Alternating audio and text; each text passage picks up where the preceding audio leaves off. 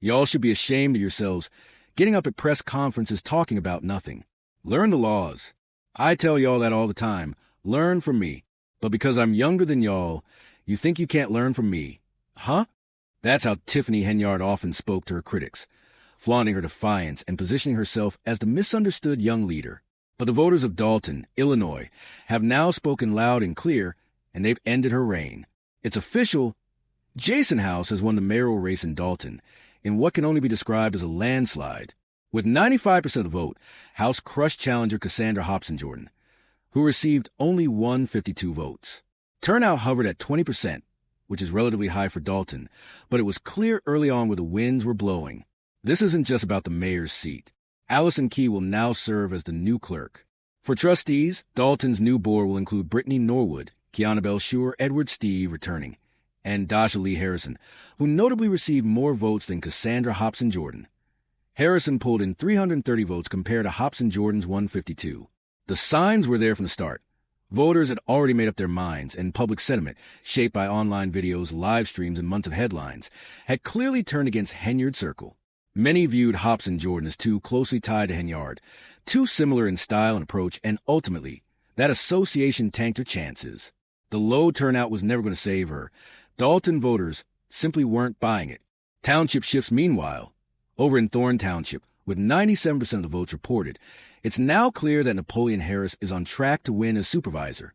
The Republican candidate, Richard Nolan, never stood much of a chance, and Chris Clark, who at one point hinted at dropping out, remained in the race but made little impact.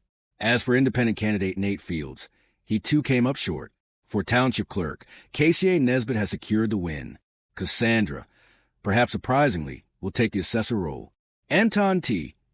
Russell won highway commissioner by a wide margin. The newly elected township leadership includes Byron D. Stanley, Christopher Gonzalez, Maria Avant, and Valerie Stubbs.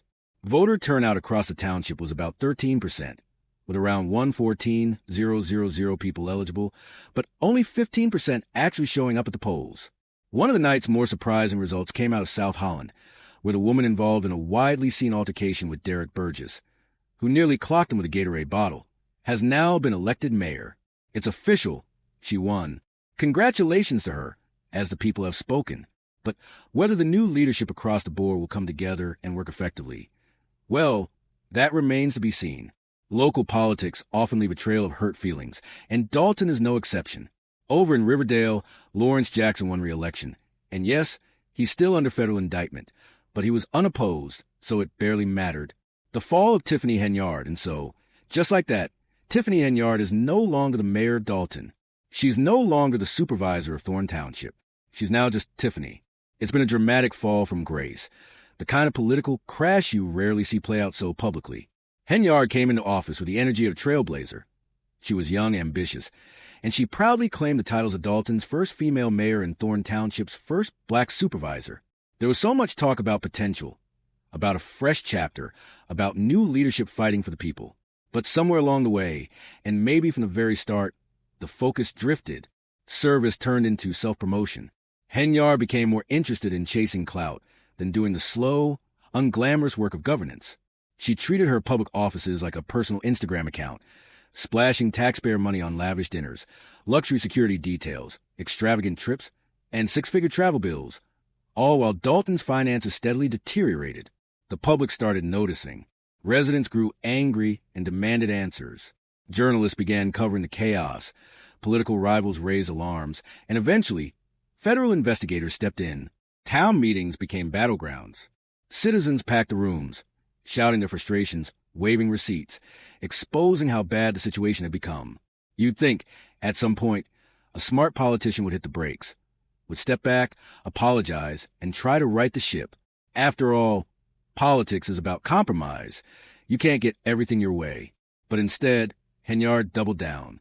She leaned into the drama, ramping up fights with the trustees, using physical intimidation, cutting licenses, targeting businesses with excessive fines, and blocking critics on social media. She showed up to public events surrounded by police guards, with Police Chief Robert Lacey famously declaring at one community meeting, "I'm going to shut down the room." She rolled around town in luxury SUVs that cost the taxpayers eye-watering amounts of money. It was unsustainable and ultimately self-destructive. The cost of isolation in politics. You need to be tough, but also smart. You need to build alliances, keep enemies close, and know when to take a loss, regroup, and recalibrate. Henyard did none of that. Instead, she isolated herself, surrounding herself with yes men and questionable figures, some with criminal backgrounds or even sexual assault convictions, and she refused to listen to dissenting voices. The result? She alienated nearly everyone: board members, township staff, business owners, residents, even people who simply wanted clean roads, clean water, and solutions to real local issues like the aggressive dog attacks that had plagued parts of the community. She didn't try to bridge divides or extend olive branches. She didn't even try to work with people she disliked. And in local politics, that's a fatal mistake. Whether you can sit in the same room with someone or not, you have to find a way to get things done. Now, Tiffany Henyard is out. Her era is over. Dalton and Thorne Township are moving on, and the new leadership inherits both the challenges and the hope of a fresh start Dalton's political shakeup. Tiffany Henyard out, Jason House in. A new era or same old game. You disagree with me? You're done. That's the energy Tiffany Henyard ruled with. But politics doesn't work that way, at least not for long. You have to work with people. It's not just about throwing parties, handing out turkeys, or looking good for the cameras. It's about actually getting things done. What we saw unfold with Tiffany Henyard wasn't a downfall sparked by one mistake or one bad headline. It was a slow, spiraling self-destruction fueled by pride, ego, and delusion. Every red flag was ignored. Every scandal was waved off as haters or jealousy. She never took responsibility. Not once did we see her pause and say, "Maybe I messed up." Instead, she pointed fingers. It was jealousy, it was racism, it was sexism, it was voter suppression.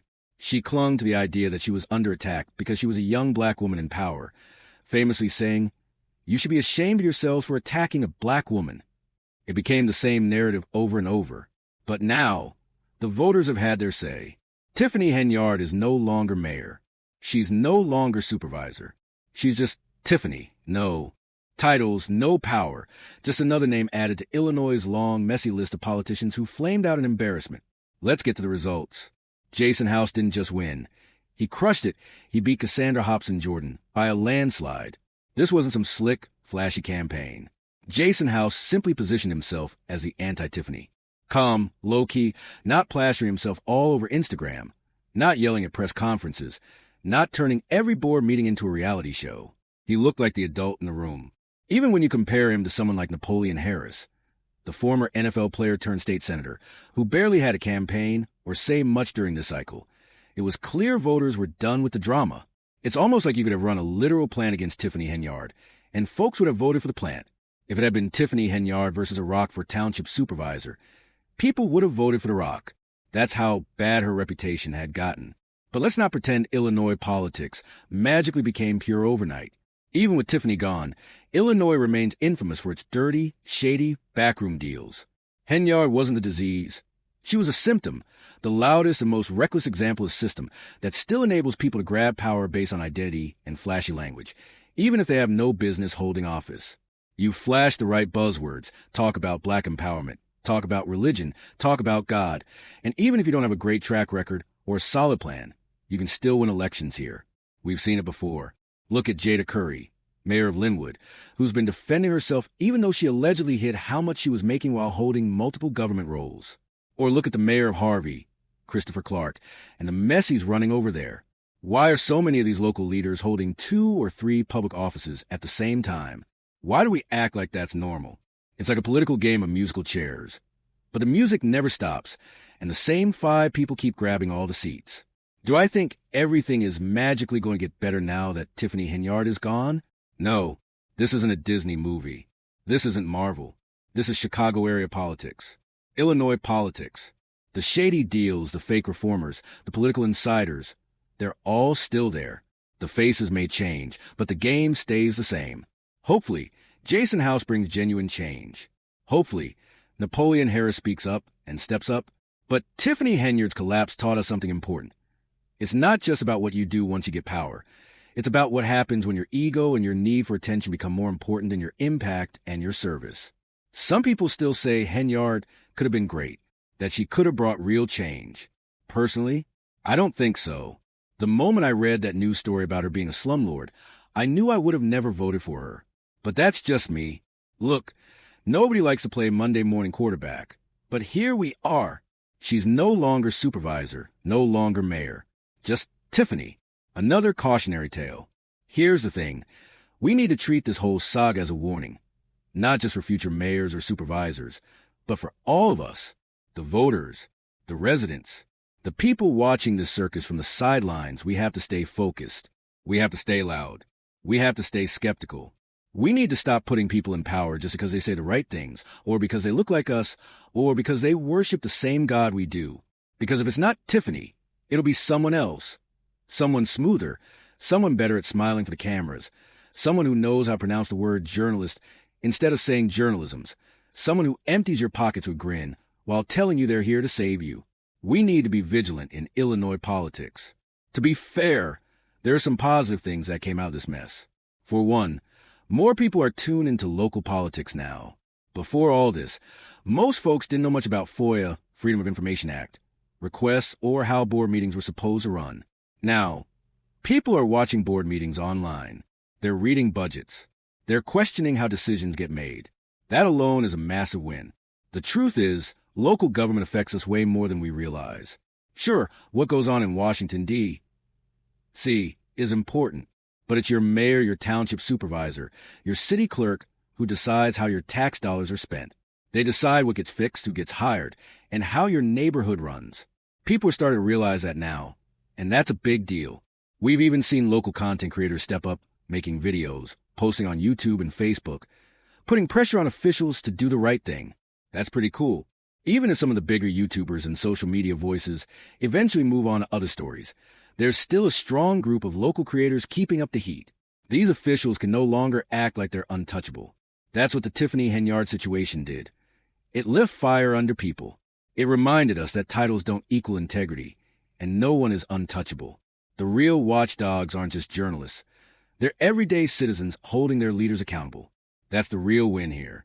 Of course, people are still curious. What will Tiffany Henyard do next? Honestly, I think she's Netflix material. At first, we thought maybe her story was fit for Tubi or Lifetime. Is Lifetime still a channel? Maybe Lifestyles? Definitely Lifetime. But at this point, there's been so much national attention, she could probably land a Netflix documentary deal. Think about it. Thousands of hours of footage. Her time as trustee, mayor, supervisor. All her social media content. Instagram, Facebook, YouTube. Thousands of hours of Tiffany talking. There's definitely enough material for an 8-episode series. Maybe even 10 if they really stretch it out. I even ran a poll the other day asking if people would watch a Tiffany Henyard reality show. A lot of people said no. But come on, we all know people will watch. It's like a train wreck. You don't want to look, but you can't look away. You're telling me that if you open up Netflix and see the Tiffany Henyard story sitting there in your recommendations, you wouldn't click on it? Please. We all would. You know it, I know it. So let's recap. Jason House won, no contest. Jason House is the new mayor of Dalton. Cassandra Hobson-Jordan, only 152 votes.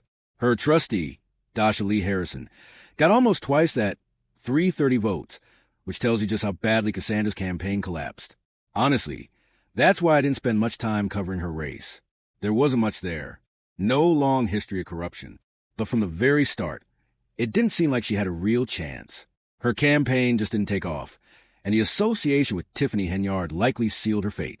When voters slapped that Henyard label on you, it's game over. We'll see what happens next, both in Dalton and across Illinois. But one thing's for sure, Tiffany Henyard's story has become a warning, a reminder. Power without accountability is a disaster waiting to happen. And voters, we've got to keep our eyes wide open. Because it might not be Tiffany next time, but it will be someone